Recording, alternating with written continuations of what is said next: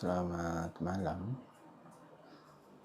Kita bertemu lagi di Indonesia Indonesia.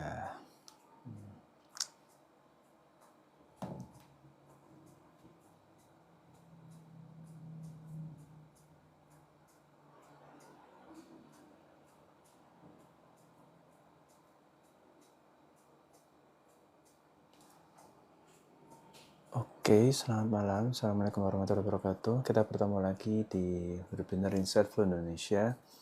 Hari ini, seperti biasa, kita punya webinar kelas yang itu bersifat free, yaitu dalam bentuk webinar Heroes to You atau webinar Heroes to You ini merupakan dari live TikToknya dari platform Webinar Insight Flow Indonesia yang tentunya harapannya bisa jadi tempat buat kalian belajar sesuatu gitu kan, yang di sini kalian bisa tanya-tanya tentang apapun itu yang masih ada kaitannya dengan kapabilitas atau kompetensi saya sebagai seorang psikolog dari Webinar Insight Flow Indonesia. Dan di sini kalian caranya mudah banget, langsung ketik aja di live comment yang ada di Webinar Insight Flow Indonesia di bawah gitu ya, di TikTok di bawah gitu kan. Jadi kalian juga bisa request buat dapetin akses buat bisa open mic juga kayak gitu. Tentunya nanti akan langsung dijawab oleh saya gitu ya. Nah, buat kalian tentunya yang hari ini hadir gitu kan, terima kasih banyak buat atas kehadiran kalian gitu, karena acara hari ini bukan cuma hari ini aja, tapi acara hari ini juga ada setiap hari Minggu jam 8 malam waktu Indonesia Barat. Kami di sini setiap hari Minggu akan memberikan berbagai kesempatan buat kalian buat bisa ngobrol bersama Webinar Seluruh Indonesia, khususnya sama psikolog Webinar Seluruh Indonesia, salah satunya sama saya juga gitu kan. Selamat malam juga buat teman-teman yang sudah bergabung pada malam hari ini. Ada Kak Nike, ada Kak Soleil, ada Kak Nini, selamat malam gitu kan. Selamat bergabung. Sambil kita menunggu teman-teman yang lainnya belum bergabung, terima kasih juga udah nge-like. Terima kasih sudah hadir pada malam hari ini. Ada Kak Jik juga, selamat malam. Ada juga teman-teman yang lainnya. Tentu kalian bisa langsung ketikkan aja pertanyaan di situ gitu ya, karena Webinar Insight Flow Indonesia ini adalah sebuah platform. Selamat malam Kak Jik. Nah, tentunya Webinar Seluruh Indonesia adalah platform di bidang edukasi dan layanan psikologi yang kami branding dengan nama berbinar.in gitu. Kalau kalian penasaran seperti apa produk-produk kami, kalian bisa langsung cek di website kami di www.berbinar.in atau juga di sosial media kami. Kalau kalian tipikal orang yang suka sama nontonin berbagai konten yang edukatif, bisa langsung di follow aja di berbagai sosmed kami, termasuk di TikTok di @berbinar.in, di Instagram di @berbinar.in, di X kami juga punya, di Twitter namanya adalah @psikologidiri. Dan tentunya acara malam hari ini yang kita cuma berlangsung selama 30 menit ini, kalian bisa juga tonton lagi rekamannya di official YouTube-nya Berbeda Satu Indonesia di sana, karena setiap postingannya itu juga terkait sama episode kita setiap minggunya gitu kan. Di sini ada beberapa pertanyaan gitu kan yang bisa saya bantu jawab gitu. Salah satunya adalah pertanyaan dari Kak Solil gitu tentang cara menghadapi anak yang menghadapi ibu yang narsistik gitu kan. Nah,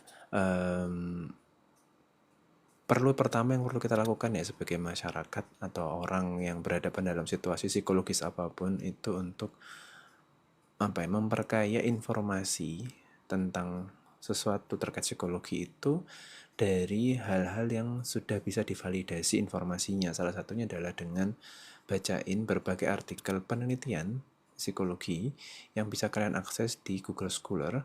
Nah, kalau mau tentang artikel-artikel penelitian terkini bisa dari sana, mulai yang dulu sampai yang sekarang, ataupun kalian juga bisa baca berbagai buku-buku psikologi yang harapannya kalian juga bisa dapetin dari buku yang itu jelas sudah ada ISBN-nya gitu ya. Karena tentu sekarang banyak banget buku-buku yang kita tahu itu berasal dari berbagai platform. Kita tidak bilang itu salah atau kurang tepat, tapi saya rasa kalau kalian akan lebih bisa optimal gitu ya kalau dapetin informasinya langsung dari buku-buku dari para pakarnya gitu. Maksud saya salah satunya adalah mereka yang akhirnya bisa mengeluarkan buku atau publikasi itu berdasarkan pengalaman mereka sebagai praktisi di bidang psikologi. Salah satunya adalah sebagai psikolog atau psikiater.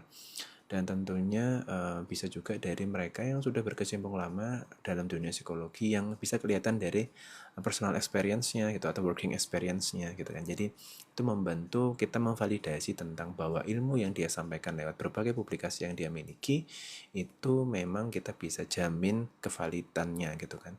Karena sekarang banyak banget gitu orang yang berani buat bicara sesuatu di depan berbagai media khususnya sosial media tanpa kita tahu sebenarnya latar belakang pendidikannya seperti apa, apakah dia S1-nya juga berasal dari ilmu psikologi atau bahkan dia bukan orang psikologi namun dia berani buat saying something karena dia mungkin didukung dengan berbagai aspek di sekitarnya yang mendukung. Misalkan contohnya adalah mereka yang punya banyak followers atau mungkin mereka yang secara uh, secara sosial media mereka juga punya banyak pengaruh gitu kan, ada cukup besar, mereka juga seorang figur publik gitu kan. Jadi kita juga harus hati-hati dengan itu karena tetap kembali bahwa karena ujungnya adalah informasi yang kita mau gunakan untuk kebaikan diri kita sendiri, maka kita perlu untuk tahu bahwa informasi yang kita peroleh berasal dari orang yang tepat, sumber yang tepat, karena itu tentu akan menentukan arah dari apa yang harus kita lakukan selanjutnya.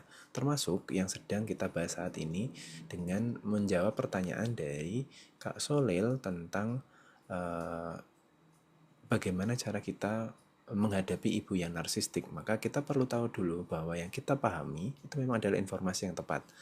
Paham tentang dasarnya dulu. Dasarnya adalah jangan-jangan kita selama ini memahami narsistik itu sebagai sesuatu yang kurang pas gitu kan. Nah itu perlu diketahui dulu. Coba cek dari berbagai literatur yang jelas gitu kan. Sebenarnya kepribadian narsistik itu seperti apa sih kayak gitu. Nah itu perlu dicek juga gitu kan. Karena bisa jadi juga apa yang kita baca selama ini juga sudah terlanjur dibelokkan atau mungkin sudah terlanjur diarahkan kepada sesuatu yang itu mungkin kurang pas atau mungkin first makernya dari konten tersebut juga sebenarnya juga kurang menguasai juga tentang psikologi. Akhirnya kita yang kebetulan ngefollow sosial media dari content creator itu akhirnya ikutan terbawa bahwa itu adalah sesuatu informasi yang valid. Nah, sebenarnya kita perlu memvalidasi lagi apakah informasi itu benar-benar tepat apa enggak. Sehingga ketika kita mau menggunakan informasi yang sudah kita terima dari sesuatu media gitu kan, kita juga nggak salah dalam menggunakan informasi tersebut gitu. Jadi intinya jangan sampai kalian salah dalam menggunakan dasar informasi untuk mengejudge atau mendiagnosis seseorang. Dan sebenarnya juga yang paling punya wewenang untuk bisa memberikan diagnosa atau klasifikasi atau mungkin apa ya menentukan orang ini tuh apa, kenapa dan akibat apa gitu kan, dan mungkin dampaknya seperti apa, itu mungkin saya rasa yang paling sesuai adalah mereka yang memang secara pendidikan juga memang belajar tentang psikologi, S1-nya psikologi, kemudian dia juga mengambil profesi seorang psikolog, atau kemudian dia akhirnya juga mengambil S2 secara ilmu psikologi juga, atau bahkan mungkin kalau ada sisi ilmu satunya yang namanya psikiatri, mungkin dia adalah ambil S1 kedokteran, kemudian dia mengambil spesialis kedokteran jiwa, akhirnya dia memperoleh gelar sebagai seorang psikiater gitu kan. Jadi dua jenis profesi ini saya rasa yang paling sesuai untuk diberikan kesempatan untuk membantu kalian bisa memahami tentang sebenarnya kepribadian orang ini seperti apa, dia ini apakah termasuk gangguan psikologis tertentu, atau jangan-jangan orang ini memiliki potensi keberbahayaan yang tinggi, atau mungkin dia adalah orang yang perlu segera dibantu. Maka paling cocoknya adalah ketika kita berdiskusi untuk memperoleh pendapat yang ilmiah atau pendapat yang profesional dari para pakarnya di bidangnya, baik itu psikolog maupun psikiater. Nah, itu yang pertama yang harus kita pahami. Jadi supaya kita nggak salah kaprah memahami apa yang dihadapi oleh seseorang gitu kan. Nah, kemudian gitu ya, kalau sudah tahu gitu kan bahwa informasi yang kita miliki itu sudah tepat, berasal dari orang yang tepat, dan memang sudah divalidasi kesahihannya, kevalitannya, validitasnya, maka kita boleh pakai itu untuk menjudge seseorang. Meskipun sebenarnya kita perlu melakukan double check, recheck dan cross check gitu kan, dengan bertanya kepada profesional di bidangnya. Jadi supaya apa yang kita pahami itu nggak salah, kita mengantisipasinya atau menindaklanjutinya. Lalu kalau sudah divalidasi oleh seorang psikolog atau psikiater, orang ini benar-benar berkepribadian tertentu atau berperilaku tertentu gitu, atau memiliki gangguan tertentu, maka kita bisa mulai meningkatkan rasa yakin kita bahwa yang kita pahami selama ini adalah sesuatu yang benar. Itu pertama ya. Jadi setelah pahami informasinya, lalu kita cross check atau double check ke pakarnya, lalu berikutnya kita baru bertanya, apakah yang kita lakukan selama ini dalam menghadapi orang dengan kepribadian tertentu itu adalah sesuatu yang tepat, atau jangan-jangan kurang pas. Salah satunya adalah tentang yang disampaikan oleh Kak Solel tentang kepribadian narsistik gitu. Misalkan karena kepribadian ini gitu ada batas ambangnya gitu kan, apakah ini itu positif atau negatif, itu juga kita perlu untuk cek secara pasti gitu ya. Kalau di psikologi sendiri kami menggunakan diagnosa atau klasifikasinya itu menggunakan buku gangguan psikologis, atau kami istilahkan sebagai DSM, Diagnostic Statistical Manual, itu yang dikeluarkan oleh American Psychiatric Association gitu, atau APA. Jadi kami di Indonesia juga menggunakan itu untuk mengetahui apakah seseorang ini termasuk orang dengan kepribadian tertentu atau dengan gangguan psikologis tertentu, sehingga kalau kami mencoba untuk mengatakan, oh orang ini itu gangguan ini nih, kepribadian ini tuh gitu ya, itu ada dasarnya gitu kan, dan tidak selamanya yang terlihat satu doang, misalkan oh kelihatan cemas doang gitu, atau mungkin dia kelihatan apa itu perilakunya, itu nggak bisa langsung kita generalisir sebagai kepribadian tertentu, karena kalau mau dikatakan memenuhi klasifikasi dalam gangguan atau kepribadian tertentu, maka dia harus memenuhi beberapa aspek yang sudah dipaparkan oleh buku klasifikasi diagnosis tadi yang saya istilahkan sebagai DSM tadi. Nah, beberapa yang mungkin bisa saya berikan edukasi ke teman-teman termasuk ke Kak Solil adalah ketika seseorang itu memiliki kepribadian yang narsistik, atau beberapa zaman anak sekarang misalkan sebagai NPD gitu ya, narcissistic personality disorder gitu kan, atau kalau ngomong disorder ini tentang sesuatu yang negatif ya, tapi kita ngomong tentang kepribadiannya aja gitu ya. Apakah narsis itu menjadi sesuatu yang negatif, itu jika kita harus cek satu-satu. Ada beberapa yang perlu dijadikan notes gitu ya. Pertama adalah apakah si orang ini gitu kan, yang kita maksud gitu, entah itu mau itu keluarga kalian atau teman kalian atau orang bahkan yang tidak kalian kenal, kalian mau mencoba untuk menilai gitu ya, itu penting kita perlu tahu gitu ya, apakah dia termasuk seseorang yang merasa dirinya sebagai seseorang yang penting gitu. Apakah dia menilai dirinya sebagai sesuatu yang luar biasa, atau mungkin jangan-jangan dia merasa dirinya adalah lebih hebat dari orang lain, atau dia mungkin merasa perlu mendapatkan perlakuan yang istimewa. Jika itu pada tahap yang tidak wajar, maka kita bisa mencentang itu sebagai salah satu hal yang perlu kita perhatikan. Hanya perlu dalam tahap satu aspek saja ya, belum kita bisa pastikan sebagai narsistik. Jika itu ada dan berlebihan, maka kita bisa menjadikan itu sebagai salah satu rujukan awal gitu kan. Kemudian berikutnya adalah ada semacam fantasi tentang kesuksesan. Misalkan gitu ya, dia ada imajinasi membayangkan bahwa pencapaian besar yang dia miliki adalah sebuah keunggulan yang unik, atau dia merasa dia yang paling hebat atau statusnya secara sosial jauh lebih daripada yang lain, dan itu bersifat imajinatif gitu kan, itu maka bisa menjadi centang yang kedua gitu kan, hal kedua yang perlu kita perhatikan gitu. Kemudian yang berikutnya adalah dia butuh banget, atau kebutuhannya atas kekaguman itu sangat kuat gitu kan. Jadi dia butuh validasi gitu kan dari luar, yang itu membantu dia untuk lebih stabil secara emosional. Sehingga kalau ada sedikit orang yang bilang atau beberapa orang yang bilang bahwa itu tidak benar atau ada semacam penolakan kecil, itu dia langsung bereaksi secara berlebihan, cemas, kecewa, marah dan segala macam. Jadi ada rasa butuh yang sangat amat kuat tentang yang namanya tentang kekaguman atas dirinya gitu. Jadi ketika ada yang menolak, ada yang tidak memvalidasi itu, maka dia mulai untuk berespon atau bereaksi secara berlebihan. Jadi kata kuncinya selalu adalah berlebihan. Lalu karena begitu rasa kagumnya tinggi terhadap dirinya, yang keempat ini ya, maka dia menjadi sulit untuk menunjukkan rasa empatinya kepada orang lain gitu kan.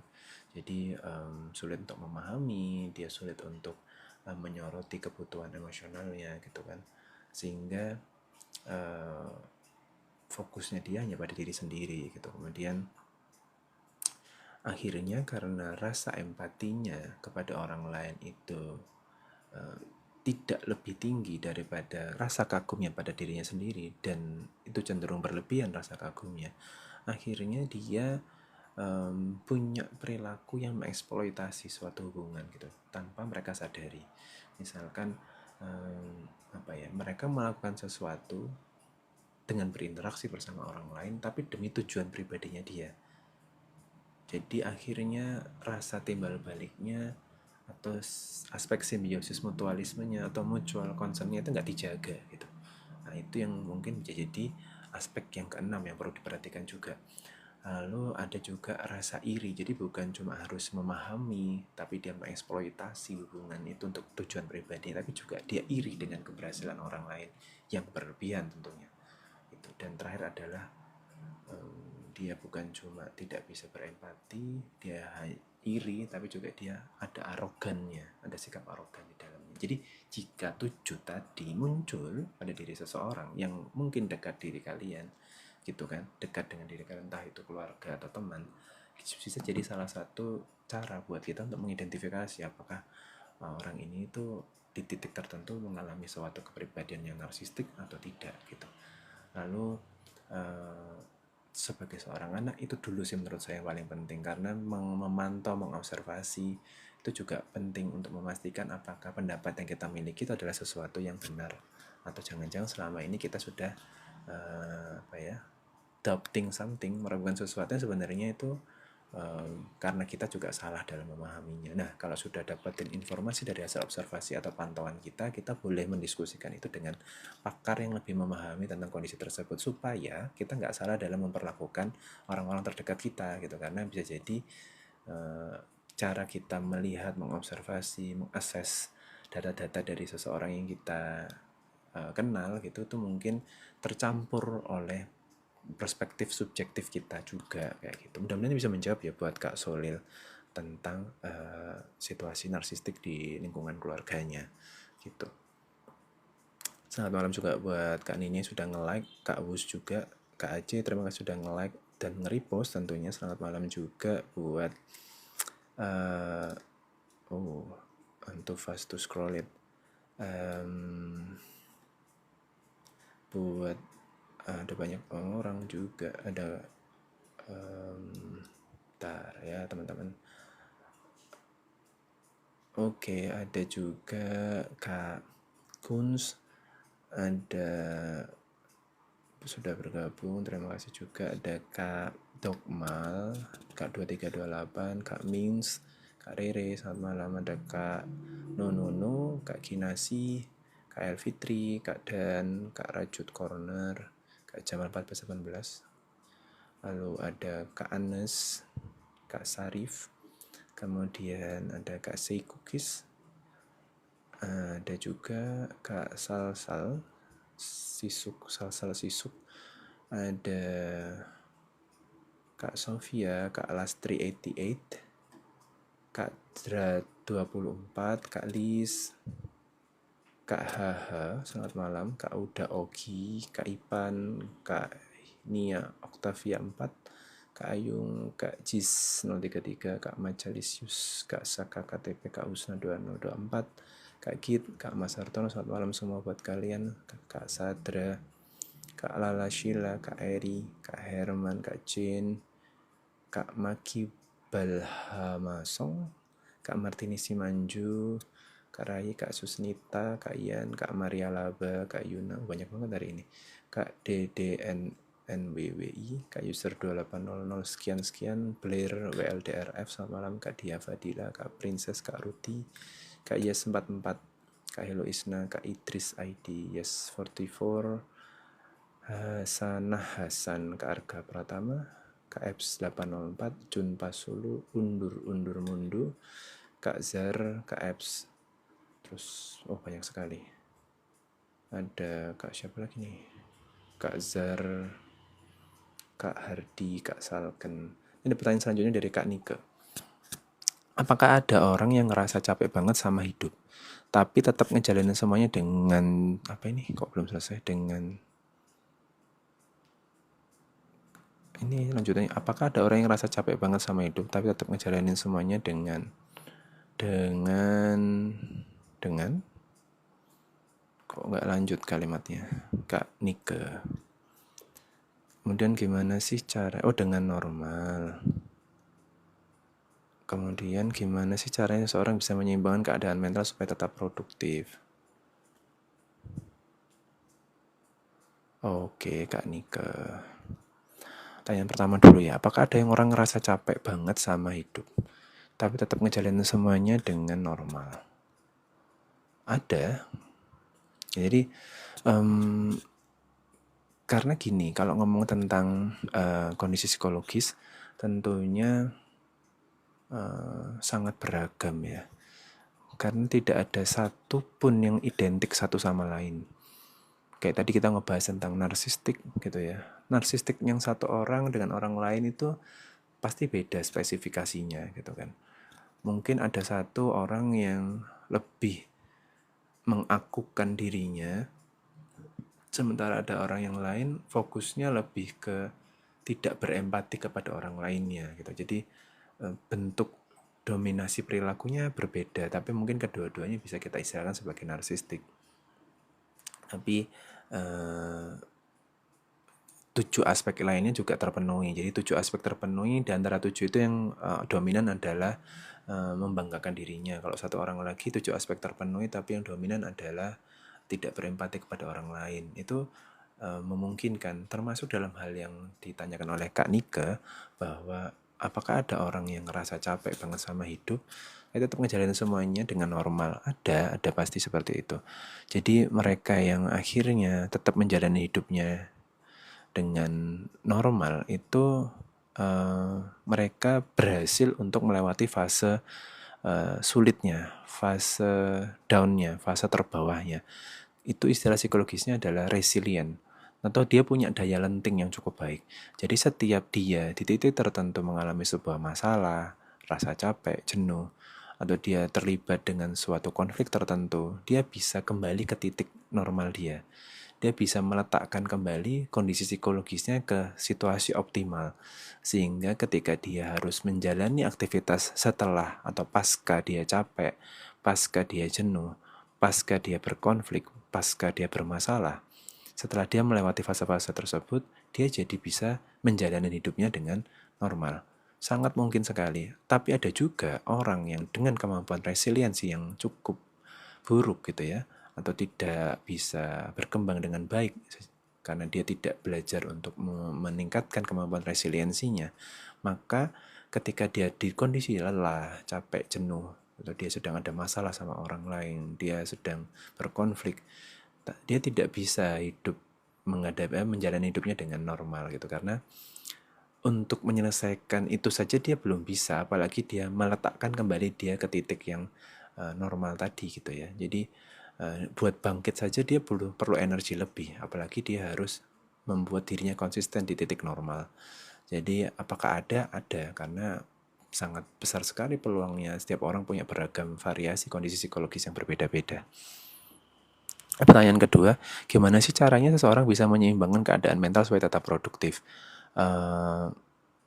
Jadi pertama pasti kita perlu tahu diri kita dulu ya. Kadang kita itu suka nyekip atau ngeskip sesuatu yang penting. Maksudnya kita maunya itu dapetin instant toolsnya, kita maunya diberitahu bahwa ini caranya buat kita itu keluar dari sebuah konflik atau masalah, tapi kita tidak belajar dulu tentang siapa diri kita gitu. Nah, yang saya bilang tadi bahwa hal yang kita skip itu adalah itu gitu kan. Yang kita skip adalah momen buat diri kita sendiri, mengenal siapa diri kita sendiri. Karena kadang kita itu sukanya dapetin eh, apa ya, sesuatu yang langsung mau dipakai. Padahal sebenarnya untuk pakai itu ada tahapan sebelumnya yang perlu dikuatin dulu. Ya, kita perlu tahu dulu bahwa kita ini siapa sih? Maksudnya apakah kalian ini adalah orang yang apa namanya, punya kelemahan tertentu, punya kelebihan tertentu, atau kalian ini punya kekhasan tertentu. Misalkan kalau kalian itu mau produktif, itu ternyata kalian tuh bukan orang yang bisa bangkit sendiri, tapi kalian butuh orang lain. Kalau kalian itu ternyata lagi jatuh, maka kalian tuh nggak bisa diem aja, tapi kalian butuh sesuatu yang menstimulasi diri kalian buat bangkit. Itu tidak bisa tiba-tiba aja kalian langsung pakai caranya, tapi kalian perlu tahu dulu. Karena bisa jadi cara yang ditawarkan oleh orang lain kepada diri kalian agar kalian tetap produktif, agar kalian bisa menyelesaikan masalah kalian, itu bisa jadi bukan jawaban yang spesifik untuk membantu diri kalian aja, tapi itu mungkin lebih cocok dipakai ke orang lain yang punya karakteristik serupa. Karena apa tadi? Karena seperti saya bilang tadi, psikologi setiap orang berbeda-beda, karakteristiknya berbeda-beda, sehingga kalau kita mau pakai sebuah cara tertentu untuk bisa bangkit dari sebuah permasalahan, maka kita perlu cek dulu orang yang direkomendasikan untuk menggunakan cara tersebut itu karakteristiknya seperti apa. Apakah orang itu apa namanya bisa pakai itu dengan cara yang disampaikan atau ditawarkan, direkomendasikan, ataukah kita juga bisa melakukan cara yang sama. Jadi terinspirasi dari orang lain itu sangat baik sekali untuk memotivasi kita, untuk kita sadar bahwa sebenarnya ada cara untuk kita bisa bangkit gitu. Tapi kita juga perlu pahami bahwa bisa jadi cara itu bukan cara yang efektif buat diri kita, tapi bukan berarti tidak mungkin efektif. Jadi kita perlu coba tetap. Orang lain menggunakan cara itu untuk bangkit, kita coba. Tapi jika gagal, kita nggak boleh nyalain diri kita atau orang lain. Karena itu mungkin cocok buat orang lain, tapi belum tentu cocok buat diri kita. Dan belum tentu juga cocok dengan diri kita bukan karena itu cocoknya buat orang lain, tapi mungkin kita tidak tahu detail persisnya tentang bagaimana cara orang lain bangkit. Jadi banyak hal yang perlu kita perhatikan. Jadi bukan cuma tentang meniru apa yang dilakukan oleh orang lain, melakukan solusi yang mereka lakukan, tapi juga kita perlu pastikan kesesuaian antara diri dia dengan diri kita. Bisa jadi dia bisa menggunakan itu karena dia memang compliant dengan karakteristik dia, dan kita tidak comply terhadap tersebut gitu, hal tersebut. Jadi kalau kita mau mencoba diperbolehkan, karena bisa jadi cocok, tapi bisa jadi juga tidak cocok. Dan kalau tidak cocok kemudian jangan terus menyerah karena tokoh idola saya kok bisa melakukan itu, kok saya kok nggak bisa gitu, sehingga saya akhirnya ngedown atau saya putus asa. Nggak kayak gitu konsepnya. Artinya bahwa kita belum menemukan cara yang sesuai buat diri kita, maka kita perlu untuk bisa ngobrol dengan orang lain, atau kita tadi meluangkan waktu untuk diri kita sendiri untuk tahu me time kita. Dengan me time kita itu kita bisa kenal diri kita seperti apa gitu. Kemudian kalau kita belum cukup bisa mengenali diri kita seperti apa, maka perlu untuk kita belajar membuka diri kepada orang lain. Tanya sama orang yang mungkin jangan-jangan lebih mengenal diri kita gitu kan. Mereka sering bersama kita sehingga mereka tahu apa yang baik buat diri kita. Kita dengarkan saran dan masukan dari mereka, kita coba praktekkan dalam kehidupan kita untuk membantu kita menyelesaikan masalah. Jadi tidak selamanya yang dilakukan oleh orang lain yang tidak compliant dengan kesesuaian atau kenyamanan hati kita itu adalah sesuatu yang buruk. Tapi bisa jadi kita harus berjuang untuk mencoba itu terlebih dahulu sebelum akhirnya kita bilang bahwa itu sesuatu yang tidak cocok buat diri kita. Kalau belum dicoba, maka jangan bilang kalau itu tidak baik. Gitu. Menurut saya seperti itu. Jadi untuk bisa menyeimbangkan keadaan mentalmu supaya tetap produktif, kamu perlu tahu dulu dirimu itu orang yang seperti apa. Apakah kamu termasuk orang yang pendiam, apakah kamu perlu untuk diajak ngobrol dulu, apakah kamu ini bisa bangkit dengan sendirinya, apakah kamu ini orang yang justru akan termotivasi kalau kamu itu bersama-sama dengan orang lain untuk berjalan bersama gitu kan. Itu perlu kamu cari tahu dulu gitu ya. Saran saya seperti itu Kak Nika untuk tahap awal. Oke, selamat malam juga buat kalian semua yang sudah bergabung, termasuk S. Suyadi, ada Kak Kai, terima kasih sudah nge-like, ada Kak Sri Mawarsi 5, ada Kak Gringo Shop, ada Yes44, ada Hana, ada Wake Up, ada Shakira Love, ada juga Kak Yoyo KDP, ada Kak Maria Aminca, ada Ibu Krisna Nur, S363, selamat malam. Ada Kak Santi, ada Kak Yonda Bogili, ada Kak Cia, ada Kak Afdal, ada Ibu Titik Sulistiawa, ada Kak Anin, ada Kak Wet Fat Well Fat, ada Kak Yes44. Terima kasih buat kalian semua udah nge-like acara hari ini. Ini tidak bisa jalan begitu saja tanpa ada support dari kalian semua. Sudah di like sampai 2800 like. Terima kasih banyak untuk hari ini. Dan tadi ada beberapa pembahasan yang menarik menurut saya tentang pertama tentang kepribadian narsistik. Kepribadian narsistik itu perlu kita pelajari dengan sudut pandang yang lebih ilmiah gitu kan. Jangan cuma kita melihat dari konten-konten yang sedang viral lalu kita bisa mengejat seseorang dengan istilah narsistik atau narsis, atau mungkin orang ini itu, orang ini itu, orang itu ini gitu. Dan itu saya rasa juga tidak fair buat diri seseorang, buat kita judge demikian rupa tanpa kita punya bekal yang cukup tentang siapa diri kita sebagai seorang profesional atau bukan. Karena mungkin bisa jadi kalian itu belum cukup capable untuk bilang sesuatu itu adalah itu gitu kan. Bisa jadi kalian itu adalah orang yang perlu pendapat dari seorang psikolog atau psikiater untuk mengatakan bahwa teman saya, keluarga saya itu mungkin orang yang narsistik, atau mungkin orang yang cemas, atau orang yang depresif, atau mungkin orang yang autis, atau orang yang ADHD. Itu nggak bisa sembarangan seperti itu. Namun kalian perlu untuk lihat dulu ilmu yang kalian miliki yang tersimpan di dalam cara kalian berpikir itu apakah sudah benar-benar valid atau tidak. Lalu kalau sudah kalian dapetin dari informasi yang akurat dari sumber yang tepat, maka kalian bisa memvalidasi itu dengan cross check kepada para psikolog atau psikiater yang mungkin mereka sudah jauh lebih banyak belajarnya, sehingga kalian dapetin validasi atas apa yang kalian pelajari. Lalu kalian boleh untuk bertanya kira-kira apakah yang kalian pahami itu benar-benar sesuai dengan yang sesungguhnya dipelajari oleh para psikolog tersebut. Lalu kalau kita ngebahas tentang yang barusan tentang bagaimana cara kita menstabilisasi tentang emosi kita sementara kita ingin berjalan atau berkehidupan secara normal ketika kita sedang dalam kondisi yang mungkin tidak baik-baik saja, maka mungkin saran saya itu sih, kalian perlu untuk punya waktu untuk me time kalian, perlu waktu untuk diri kalian sendiri gitu kan, supaya kalian belajar untuk mengenali apa sih yang terbaik buat diri kalian. Kalau kalian nggak bisa mengenali sendiri dengan me time kalian, kalian bisa ajak orang lain untuk bisa ngobrol bersama kalian. Karena support system kalian itu juga penting. Nggak bisa semua-semuanya dikerjakan secara sendiri, nggak bisa semua-semuanya itu diselesaikan secara mandiri. Tapi bisa jadi kita perlu bantuan atau uluran tangan dari orang lain untuk bisa menyelesaikan masalah yang kita hadapi gitu. Jadi itu sih saran dari saya untuk episode kali ini. Jadi mudah-mudahan jadi manfaat buat kalian semuanya. Terima kasih buat yang sudah bergabung pada hari ini, dan buat kalian yang kelewatan udah nanya tapi ternyata kalian nggak sempet buat tahu jawaban dari pertanyaan kalian, bisa langsung tonton rekamannya di official YouTube-nya Berbinar Insightful Indonesia. Di sana kalian bisa cek karena kita akan selalu ngeposting ulang dari setiap episode dari setiap berarti Berbinar Here's to You dari Berbinar Insightful Indonesia. Dan tentunya kami nggak cuma hadir pada hari ini aja, kami akan hadir setiap minggu jam 8 malam waktu Indonesia Barat.